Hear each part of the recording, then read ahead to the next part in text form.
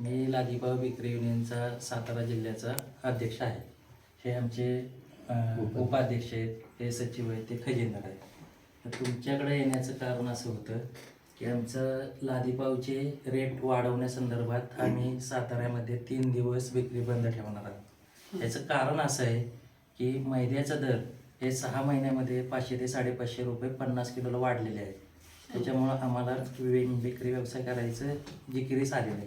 नाही, तुम्ही जे आता रेट साठी बंद करायचं म्हणताय, पण त्यासाठी तुम्ही बेकरी मालकांना किंवा बेकरी दुकानदारांना आधी तुम्ही हे दिलेलं आहे. हे सगळे आणले, आता पण बेकरी मालक आहेत. त्यांचा माल खराब होणार 2-3 दिवस. नाही. पाव हा आयटम असा आहे की रोजच्या रोज ताजा द्यावा लागतो. 2-3 दिवस तुम्ही बंद करणार, त्यामुळे काही खराब न होण्याचं नाही, कोणालाही काही नुकसान होणार नाही, कोणालाही होणारच नाही असाच आमचा निर्णय आहे. Okay okay. आणि ही मीटिंग आमची 3 तारखेला झाली होती.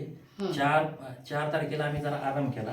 5, 6, 7, 8 पर्यंत आम्ही सगळ्यांना ही इंटिमेशन देतोय आणि 9 तारखेला आपण पेपरला द्यायचंय. 10 तारखेला सगळ्यांचं 3 दिवस विक्री बंद राहिली पाहिजे, फक्त लादीपावची. दुसऱ्या व्यवसायाला आमचं काही बंधन नाही. खारी बटर टोस्ट तुम्ही काढू शकता. चालेल, आपण कलेक्टर साहेबांना भेटू, त्यांच्या ह्याच्यातून विचार करून त्यांना एक लेटर देऊ आपण, निवेदन तुमच्यातून. चालेल मॅडम. चालेल, ओके. कलेक्टर साहेबांना भेटू.